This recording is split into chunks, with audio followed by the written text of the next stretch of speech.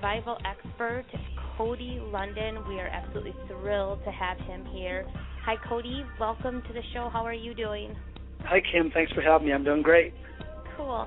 Can you tell us a little bit about yourself and what it is that you do?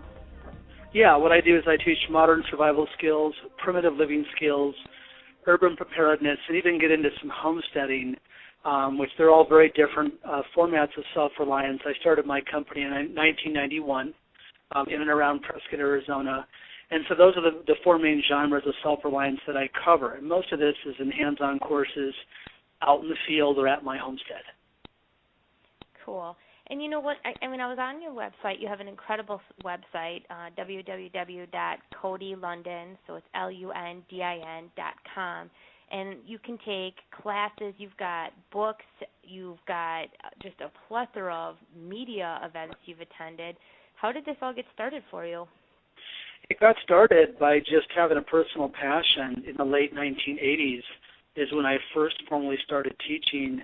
And then I had a girlfriend years ago that I put out basically an ad to the summer camps. Prescott, Arizona has a lot of different summer camps for kids, and I wrote every one of them, about 20 of them, and said, hey, my name is Cody. Here's what I do. I can teach primitive skills or survival skills to the kids. And no one gave a damn. I didn't get one response out of like 20 letters. And she said, basically, stop your bitching. And she had a graphic designer friend in San Francisco, and they made me a free flyer. And keep in mind, this was, 1990 or so.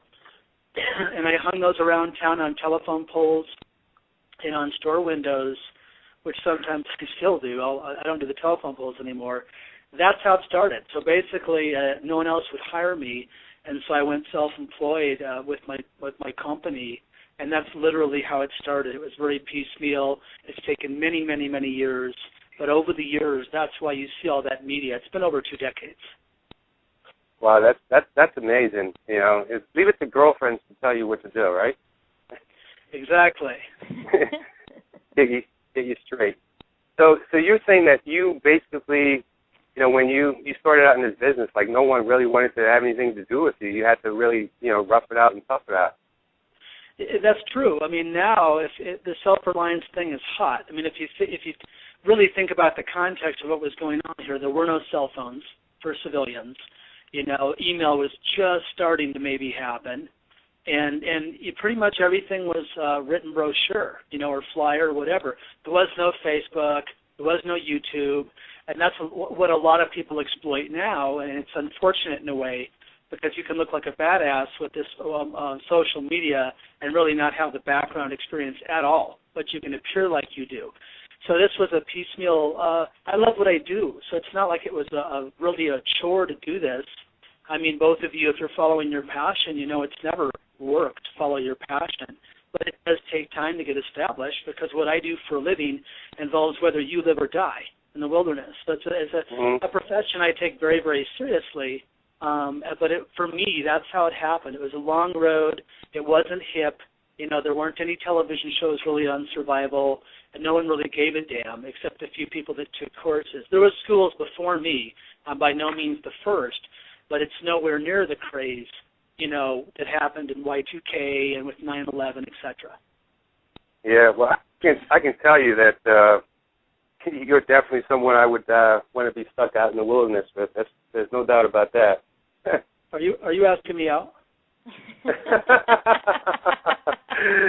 Yeah, why not? If I were going to be stuck someplace, I wouldn't mind being stuck with you, because I've seen some of the things that you do, and and it's just incredible. And you do have a passion for what you do. It's just amazing. I saw a video of you a couple of days ago. You were out in, I think it was South Africa, and you fell into the water with a bunch of sharks. And I was like, are you kidding me? There's absolutely no way I would do that. I would freak out and panic. And Garth actually called me after watching that video clip and said his heart was racing. He's like, my heart is actually racing after watching that clip, and he emailed it to me and said, you got to watch this clip. It is scary as hell. Well, you need to remember that production is production, and yeah, we do some sketchy stuff for sure, but that's not what you'd want to do for real. You don't want to push the envelope. You don't want to be reckless and dangerous if you're in an actual survival situation for obvious reasons. So I'm fairly conservative with what I do because it's my job to be conservative with people in the field, because I teach real people real skills, to handle real situations. And so, media does their thing, and God knows I've seen a lot of media, but, my main passion is dealing, with real people that really want to know the skills. It might get compromised. It might get lost on a simple day hike, or we might have that next tornado or whatever it might be that knocks out the grid or knocks out them in the field carrying their backpack. And that's really, what it's all about for me. Yeah, because I also saw another video clip of you where you actually took a news reporter to a supermarket, and I was actually, when you picked up the can of tuna, and the guy said, "What about can opener?" He's like, "Oh no, you don't need a can opener. I'm going to show you how to open it." And you actually rubbed it against some concrete, and the lid came right off. I would have never thought of that. Yeah, that's the way those cans are made. And that was in 2006, and that was a book tour when I was in Seattle, Washington for my second book, When All Hell Breaks Loose, Stuff You Need to Survive When Disaster Strikes.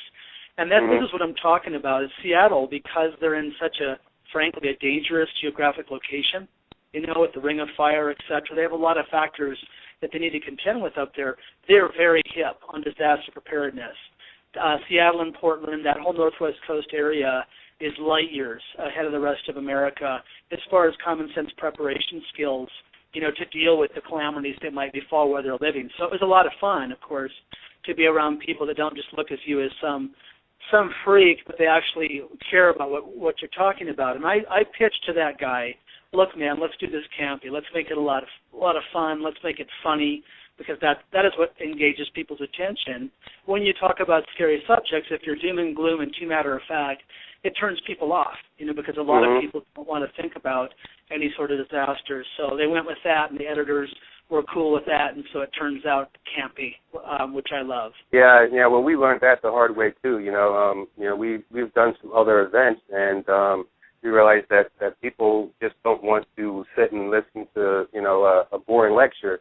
They want to be engaged, and they want to have a lot of fun in doing what they're doing. So something we've experienced personally, Kim and I.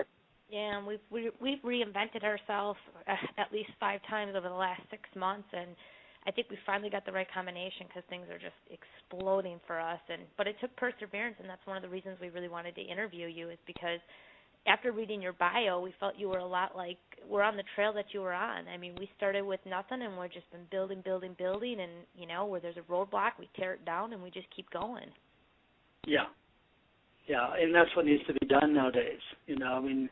But nowadays you have, like I said, you have these wonderful tools that can be used for good or bad.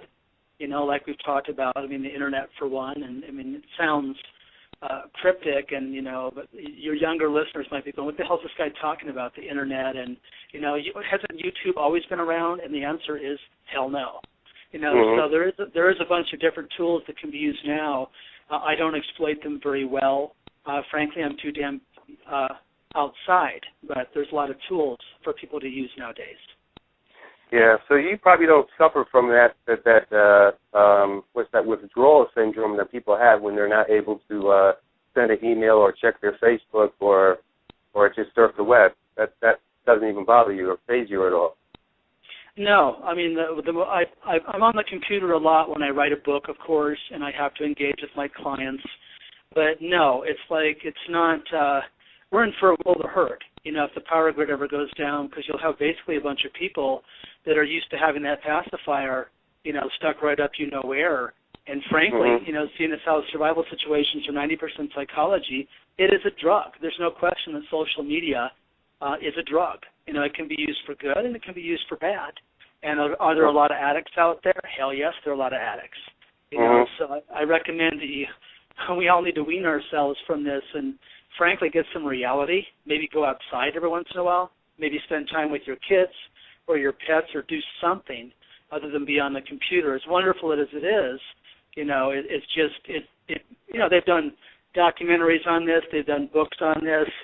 There's a movie coming out about some woman putting out a little snippet of porn, some innocent teenager that takes down an entire family. So there's no question it's a big, nasty machine. It depends on how it's used. That's right. Interesting. There's so many questions that I want to ask you, but one of them that I was dying to ask you is reading through your bio and stuff.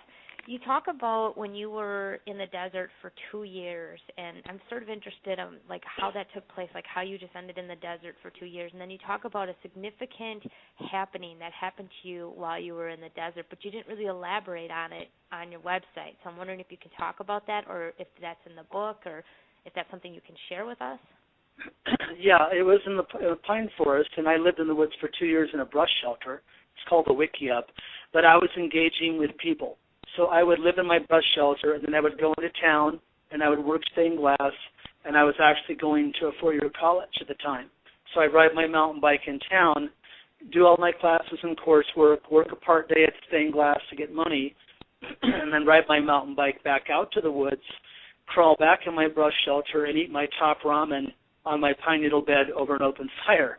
So basically I was living in 2 different distinct worlds, but I did not go out and isolate, at all. And so that was one part of my life when I was in college. What you're referring to before was I was busted for drugs when I was a teenager, and I did a lot of jail time and was looking at 30 years in prison when I was a teenager, and that got whittled down through plea bargaining and stuff to 11 years, and I was sentenced to 3 to 8, and they suspended that because I was so young, and I did my months in county, and I did my months in rehab, and when I was in rehab is when I was in Sedona, Arizona, and I always loved the outdoors. I'm an only kid. I'm a military brat, so I moved around a lot, so nature was pretty much my constant companion, and if you've been to Sedona, Arizona, it's awesome.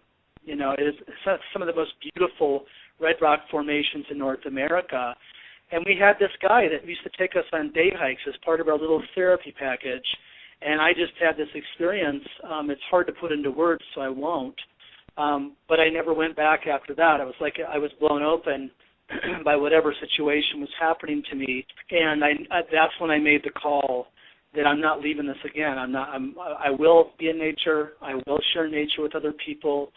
And this is somehow I want to do this as a lifestyle. I want to incorporate this in my life, and I want to share what it does to me with others. Because there are a lot of Hoods in the Woods programs that take troubled youth out in the field and use that metaphor of nature to whip them into shape. And a lot of them are very successful because you can't rebel against Mother Nature. She'll let you kick and scream and piss your pants all you want and just go screw you. You need to be self-directed and motivated to survive out in the backcountry or you will die. So she's a great teacher because you can't throw a tantrum, And so those were 2 very distinct, different experiences in my life that, of course, are a big part of who I am. Oh, absolutely. What would you say is the biggest challenge you overcame? Was it the drugs? Oh, there's no question that drugs and alcohol abuse, and I was both. I mean, how many people do you know that's killed? They've killed several of my friends, and it's a huge killer, on all over this nation. So addictions of any sort, whether it's Facebook or YouTube or whatever, in this case, it was drugs and alcohol. Sure, I was definitely, it was killing me. There's no question about that. And I don't know if I'd be here doing this interview had I not got busted, and it wasn't that, it was a few people in rehab that it was, my therapist's name was Dick. And Dick had never done drugs. So you can imagine what I thought about Dick when I talked to Dick. Because I was like, hey, Dick, you've never done drugs. So what are you going to tell me about being an addict? But it was other people that I respected, a woman that was a heroin addict, other people that I wanted what they had. They were centered. They were calm. They had some essence about them as a person that intrigued this ratty little teenager who was all strung out. And I am a firm believer that you will not give up any sort of addiction until you replace it with something better. And in this case, whatever they had was better than what I had. And it's been a hell of a long road, and it's not that I think about a beer at all. I haven't in years and years and years and years. That's not the issue. The issue is anyone who's not happy with their life, there's always something better to replace that with, and that's the motivation to do it.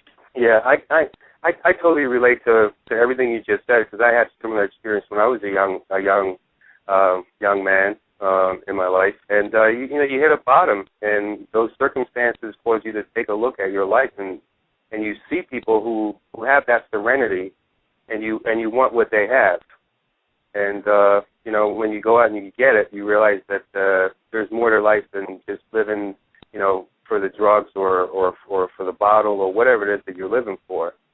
So I totally relate to that. It's an experience that a lot of people don't have the 12-step programs or even programs of like-minded people that to support them. And there are a lot of challenging people out there with a lot of problems in life. And it may not just be, drugs and alcohol is sometimes the most obvious thing, but there's eating, there's shopping, there's stealing, there's a whole lot of stuff that goes on that you can become addicted to, not just Facebook. It's a whole lot of other things. But I had a question for you. When you lived out in the forest, I mean, what was that like? Would you have considered yourself homeless at that point, or would you have considered yourself just living in the forest? The forest was my home, and I built a brush shelter, so I did have a home with a pine needle bed and a fire pit in the middle, and a little willow door that I wove with an army blanket hanging in the doorway, and 2 stones for a porch, and a flat rock with 2 candles that I used to study and do my homework on. So, I had a full-on home, so I didn't consider myself homeless at all because I had pretty much everything I needed. Yeah, and it reminds me, I think it was last year I was on my way to church, and I stopped on the way to church to pick up this guy who had a sign up. He was looking for a ride. And so I picked him up and gave him a ride, and he said he had come all the way from Massachusetts, and he was on his way to Michigan. And he was probably in his early 20s. And, in that conversation, there was one thing that he said that I thought was pretty profound. I said to him, am I being naive? I said to him, so what's it like being homeless? And he says, I'm not homeless. Just because I don't own a house doesn't mean I'm homeless. The world is my home. I live in the forest. And it was really a great metaphor for me because it totally gave me a different perspective. In our culture, in our society, people believe that if you don't have certain things, that then you don't meet the criteria. And this young man showed me that, just because I don't own a house or I don't live in a particular place doesn't mean I'm homeless. That I'm actually living my life and I'm having fun, and my father's proud of me. I thought it was pretty cool experience. What do you think about that? Yeah, well, I did it. So yeah. I did it before he was born.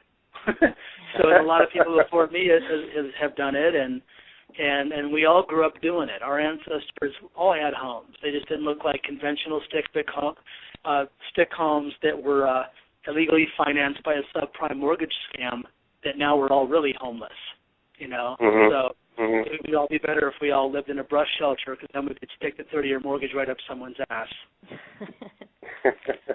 So what would you say is like a core gene that people have in them that makes them a survivor? Is there any one thing that you can pinpoint that, because you'll see, you'll watch these shows and 2 people will be stuck on a mountaintop and they're the same age, the same, athletic build. One can survive and one dies. And I will it to your love of life and your will to live.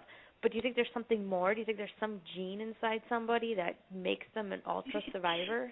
I think that some people are inherently born with more of what you would call the will to live or a party-on attitude. I think that can be trained into someone as well. I've always said for years and years and years that survival is 90% psychology. It's not really the gadgets. People focus on gadgets and gear and whatever, and God bless them. But, it doesn't matter what you have buried in your backyard if you're too scared stupid to use it. So what makes a person rise to the top and what makes a person sink, I don't know. And I've read a lot of survival stories. One commonality that is in a lot of survival stories is the survivor in the moment thinking about their family. So here we have something that's dearly loved, that will be dearly missed, and many, many, many people in the stories I've read have said, well, I'm going to, I'm going to see my mom again, or I can't die now because what will my kids do? And it was that mental and emotional motivation that really pulled them through. And as we all know, if you can read between the lines, someone's psychology directly affects their physiology and vice versa. So the will to live, as cheap as it sounds, is a very powerful force that I think is largely understood in the human psyche about getting people through very, very trying situations. And a lot of people use the love of family to do that. Interesting. I never even thought of that aspect of it. Yeah, I know one of the sayings out there is, we'll do more for others than we'll ever do for ourselves. And, when we think of people that we love, I guess that brings that will to want to survive out in you, especially when you're facing an adverse situation. Well, there's a friend of mine that teaches self-defense, and, of course, he has a lot of women clients. And when he tries to get into their head to do their training, he might say to a woman, here's what you need to do to your attacker, and the woman will go, I could never do that. I don't know if I could do that. And then my friend will say, what would you do if this person was attacking your child? And the woman will say, I'll kill him. So again, it's that drive of family. You don't mess with a woman's kid because you're messing with a grizzly bear. And yet that woman might not defend herself, but if you screw with her kid, all bets are off. And that motivation, that drive, that, eventually, in this case, it comes to self-worth, unfortunately, in a lot of cases. But it's very potent, and it's saved a lot of lives. I was just going to say that. I am that exact way. Like, I am by no means, like, Miss Brave and, but I'll tell you what, when I got my kids in tow, I am like a different woman, and I would take on King Kong himself, and it wouldn't bother me, and it is just, and it just never dawned on me that maybe that's what the difference is when one survives and one doesn't. Maybe they have family that they're surviving for, so I think that's fascinating. It is fascinating. I have to ask you a little bit more about your Aborigine Living School. Tell us a little bit more about that. I mean, you spend like a week in the outdoors training people, or is it a 3-day class, and what does it all entail? Yeah, my Aboriginal Living Skills School, like I mentioned, I've had since 1991, and I chose the word Aboriginal because it means indigenous or first. It doesn't have anything to do with the Australian Aborigines. That's a totally separate word. So you could be Aboriginal French, Aboriginal German, Aboriginal Italian, etc. And what I do, like I referenced, is I have field courses, and I also do lectures and consulting, etc. But what my field courses are is they're out in the field. So I have one starting tomorrow. So I'll have clients that show up from all over the nation tomorrow, and we'll meet. We'll get in a van, and we'll go out, and we'll hike out into the wilderness. And in this particular course, we'll do handrail fire with sticks. We'll make throwing sticks for small game. We'll do deadfall traps and snares. We'll do gourd canteens, and we'll talk about wild edible plants. It's more of a food gathering course. It's advanced primitive skills. And a lot of it, of course, is hands-on, and they'll come back with a canteen and a throwing stick and a handrail set, etc., along with knowledge of both flora and fauna. So that's what I mostly do. When someone comes to me for a course, they want a hands-on course. And a lot of my courses are in real wilderness, and I have some that are very aggressive. That might cover 40 miles in the backcountry over a period of a week. 2 days, 1 week to 9 days is my typical format. I have taught college courses that were a month long before. In the early 90s, I started doing that. So it's kind of all over the map, depending on the client. I have a client that I'm going back to the second time in Arkansas, a wealthier man, and I'm going to pimp out his homestead. We trained on his land doing modern survival skills and primitive skills, and now he has a home out there, and he wants to make it into basically a retreat, a homestead retreat. So we'll do that, and we'll do more primitive skills and modern skills to get him up to speed with this self-reliant homestead that he wants. That's interesting. I actually have it's a two-part question. With your school, I'm sure people come in, and on day one or at the first hour, they have this belief system or they have this attitude. They're dealing with fears or whatever anxiety they're feeling. What is the most common thing? And then the second part of the question is, after the class is over and you've spent a week out in the wilderness or 3 days, what is the biggest transformation that you see with your students? Well, it depends on the course. If we do a very evolved course in the backcountry, the transformation can be very profound. People have come back and they've emailed me later hey, Cody, I quit my job, and by the way, I got married, or by the way, I got divorced. I've had several people come to me over the years who want to kind of, they're shaking something off psychologically. They want to use the physical skills as a metaphor to get into their head and kind of clean things out. And the desert, the high desert especially, is great for doing that. Other people just go back with a bunch of blisters and a big smile, because they just wanted the adventure from a physical standpoint for learning physical skills, and they didn't care about the psychological aspect of it. Mm-hmm. Now, earlier you talked about when you first started getting going on this, you did flyers and stuff, and you tried to get into these kids camps. Do you do anything with kids, and is that something that you might consider doing down the road? I've worked a lot with kids. I've worked, Boy Scouts. I've worked with Native American youth. I've worked with the library grant programs. I've done a lot of that mostly in the past. I've had a lot of courses recently with families, where the dad will show up with the kid. The last one I did, there was 3 families there, brought their boy or brought their 2 boys or girls or whatever it was. I love working with kids, but my forte and my preference is adults, because I'm very serious about my training, and usually the adults are a lot more serious than a 9-year-old's going to be. Although I have seen 12-year-olds that outpace the adults. But because I'm so busy and my schedule is crammed, typically I'll stick with the adults. And have you ever been in a survival situation out in the wild that it did get sketchy and you were like, wow, I don't know if I'm going to get out of this? Have you ever had a moment like that? I've had some scary times with students years ago, but it wasn't. I wasn't sure they were going to make it. It was a food poisoning incident. It was very, very bad. I was in 1994. I knew I was going to make it, but if I had lost a student on this particular trip, I would have quit. I would have done something else as a profession. So, it was like, of course. I mean, when you take people out and push the envelope for 20-plus years, shit happens, But have I lost anyone? No. Have other schools lost people? Yes. Really? But I'm riding the lightning on that, and that's why people come to me is my experience.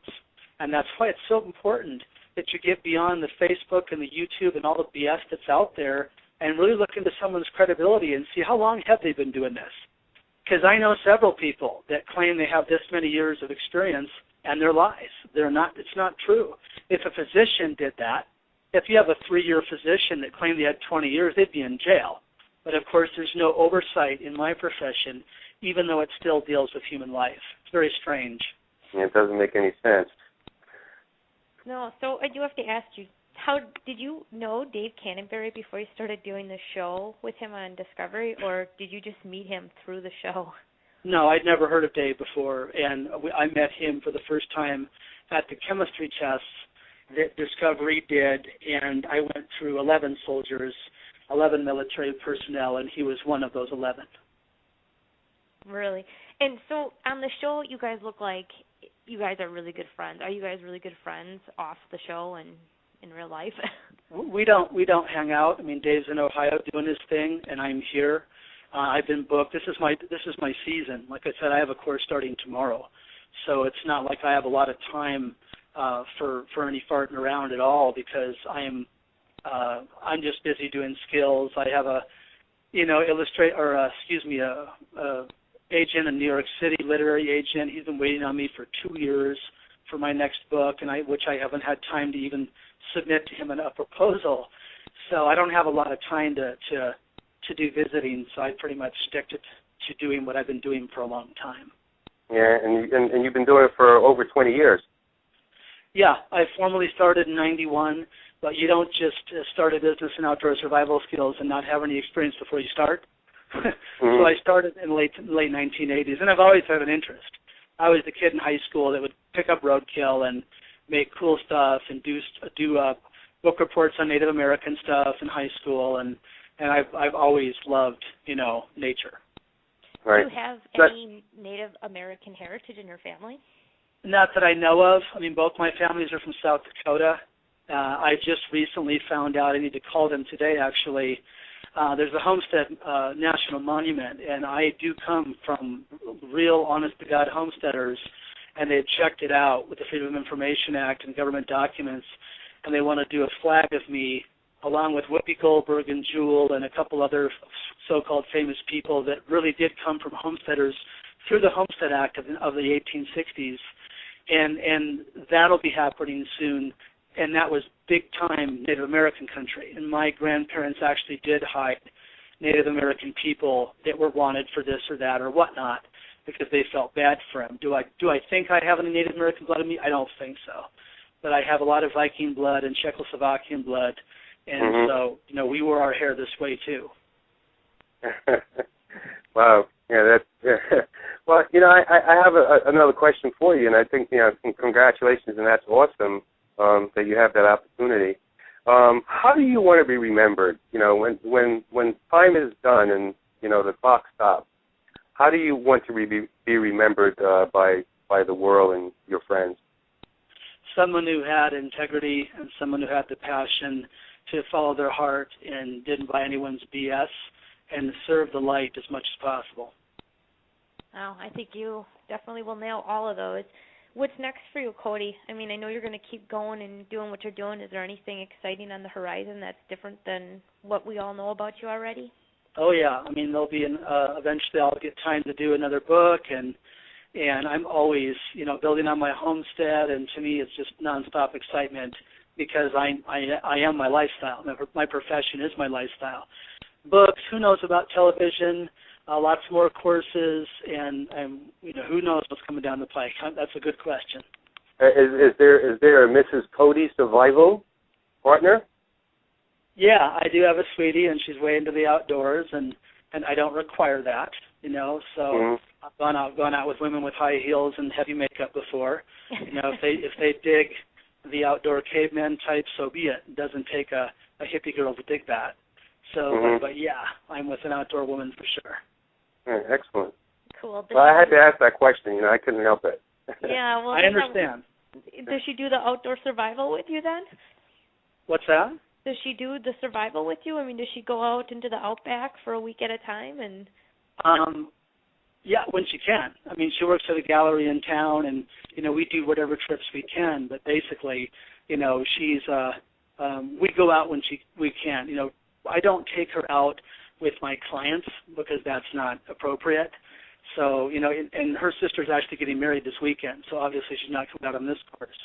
But usually my schedule is so busy right now that I don't have a lot of time for a lot of free time. So we see each other when we can, and usually I'm out in the field. I mean, how long have we been talking about this interview? Weeks and weeks and weeks been trying to set up this interview, and there's a reason for that. Yeah, you are a busy guy, so I really do appreciate you taking the time to talk. We really do, and I like I said, what I've seen of you, I've been very impressed, and like I said at the beginning, if I were ever going to be stuck somewhere, I would want to be stuck with you. Well, thank you. Do you know, Cody, that DL actually said to me, he said, what would be awesome to do a survival because Garth is in New York, and he said, would be a survival in New York City. He said, New York's a dangerous place, and I don't know if I'd want to be out on the streets at night, but I would do it with Cody. And I was like, yeah, I bet you that'd be something else. Yeah, that would be fun. Well, New York is an amazing place. Oh, yeah. Well, I just want to touch real quick on your two books, and then I know you're extremely busy and you got to get going, but if you could just tell us a little bit about your two books, and then we'll let you get on your way. Yeah, my first book, 98.6 Degrees, Art of Keeping Your Ass Alive, it was my first book in 2003, and it's basically wilderness survival skills, hypo and hyperthermia, desert and mountain survival. And my other book, When All Hell Breaks Loose, is Urban Preparedness.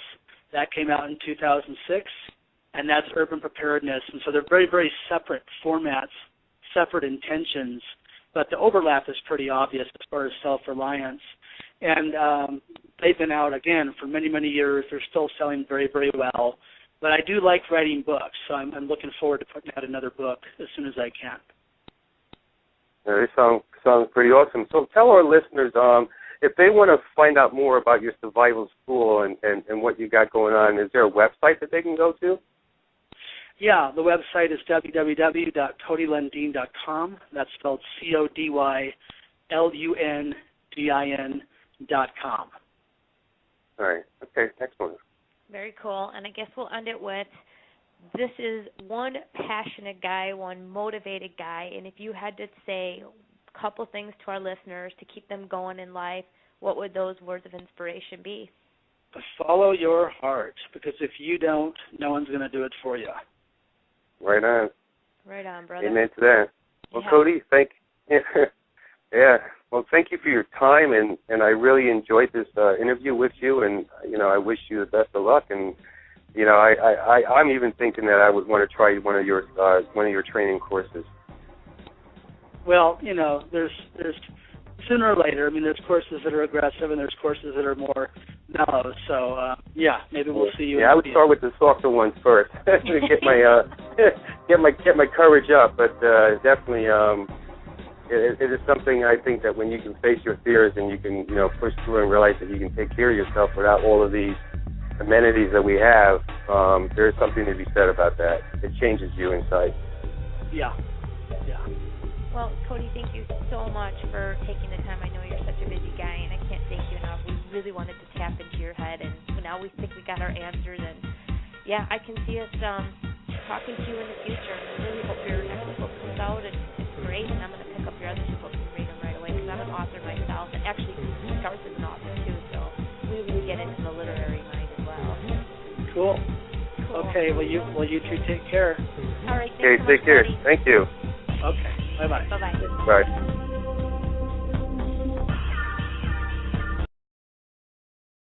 In and around Prescott, Arizona. And so those are the four main genres of self-reliance that I cover. And most of this is in hands-on courses out in the field or at my homestead. Cool. And you know what? I was on your website. You have an incredible website, www.codylundin, so it's LUNDIN.com. And you can take classes. You've got books. You've got just a plethora of media events you've attended. How did this all get started for you? It got started by just having a personal passion in the late 1980s is when I first formally started teaching. And then I had a girlfriend years ago that email was just starting to maybe happen. And pretty much everything was written brochure, or flyer or whatever. There was no Facebook. There was no YouTube.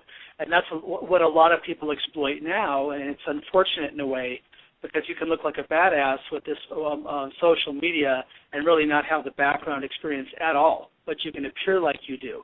So this was a piecemeal. I love what I do, so it's not like it was really a chore to do this. I mean, both of you, if you're following your passion, it's never work to follow your passion. But it does take time to get established because what I do for a living involves whether you live or die in the wilderness. So it's a profession I take very, very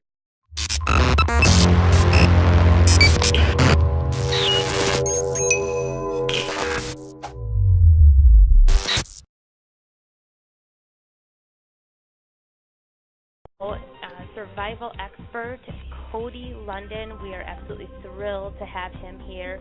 Hi, Cody. Welcome to the show. How are you doing? Hi, Kim. Thanks for having me. I'm doing great. Cool. Can you tell us a little bit about yourself and what it is that you do? Yeah, what I do is I teach modern survival skills, primitive living skills, urban preparedness, and even get into some homesteading, which they're all very different formats of self-reliance. I started my company in 1991. Put out basically an ad to the summer camps. Prescott, Arizona has a lot of different summer camps for kids, and I wrote every one of them, about 20 of them, and said, hey, my name is Cody. Here's what I do. I can teach primitive skills or survival skills to the kids. And no one gave a damn. I didn't get one response out of like 20 letters. And she said, basically, stop your bitching. And she had a graphic designer friend in San Francisco, and they made me a free flyer. And keep in mind, this was, 1990 or so. And I hung those around town on telephone poles and on store windows, which sometimes I still do. I don't do the telephone poles anymore. That's how it started. So basically, no one else would hire me, and so I went self-employed with my company And that's literally how it started. It was very piecemeal. It's taken many, many, many years. But over the years, that's why you see all that media. It's been over 2 decades. Wow, that's amazing. You know, leave it to girlfriends to tell you what to do, right? Exactly. get you straight. So you're saying that you basically, you know, when you started out in this business, like no one really wanted to have anything to do with you. You had to really, you know, rough it out and tough it out.